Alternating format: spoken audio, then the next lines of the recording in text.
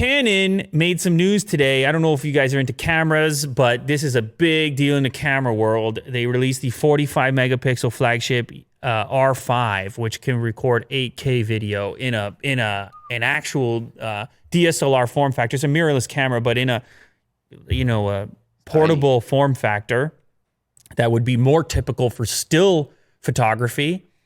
We shoot on a Sony A7 series. We have so many of those cameras around here. This is a similar form factor, maybe a little bit bigger, but still tiny for 8K video capabilities. It'll shoot 8K RAW, and it'll also shoot 12 FPS. It offers in-body image stabilization, which is equally important for stills and video. And it's going to be $3,899, which is a lot of money. But when you're talking about 8K resolution, it's actually not that much money, particularly to get it in a form factor like this. This may end up being a Netflix-approved camera as well, which they're pretty strict on which cameras are used to shoot their shows. The beauty of 8K, Will, is not strictly 8K output, but also the opportunity to reframe shots. So you have a single shot, but you have so much resolution that if your eventual output is 4K, you can crop in to different sections of the frame and create completely different 4K looks within the 8K frame. So it's a tremendous amount of flexibility in post, starting with only one shot. Of course, you could still output 8K too if you want. If you're one of these few individuals who happens to have an 8K display, you want to see it in all its glory. Although those are, like I said, they're very rare. They also put out a slightly more affordable option called the R6, which is going to be limited to 4K, but it's going to save you a couple of dollars on the full 8K version. I think it's like $1,000 less. What is it here? Is it listed in this particular article? So $38.99 for the R5. Can you give me an R6 price? Well, if you're cool with just taking 4K.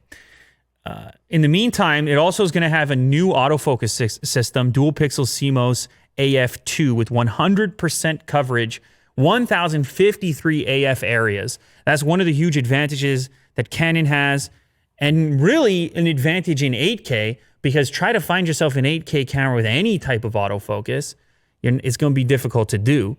And so to get that in this form factor, once again, this is almost a mythological creature in the camera realm. 8K, small body. Canon might be back here to put pressure back on Sony. So you have some prices for us here, Will. The R6 is going to be $34.99, and the R5 is, oh no, these are estimated. This is an old article you found here. Yeah, because the R5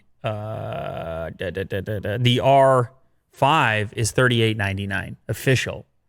So I think the R6 is going to be like $3,000 instead of $4,000, somewhere around there. But I thought I saw it in this article, but apparently it's not there. You want me to give it a shot there, Will? Pricing? Are we having a contest? Is it a Google contest right now? Canon R6 official price. It's a Google off. You're right. It proves to be quite difficult to find. Where did I read that? And it's a lot of old articles. You see, the camera world is moving more slowly here than the tech realm, where we would have about 1,000 articles on this thing. Oh, you got the price now?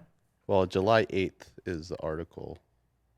So you have R6 pricing at $2,500 and R5 pricing at $38.99. So okay, anyways, I don't. Who even cares about this R6?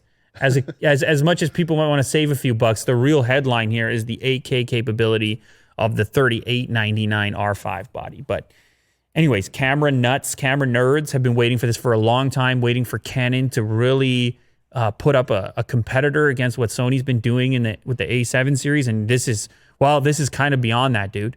And now everybody has to wait and see what Sony does next. But this is a big move.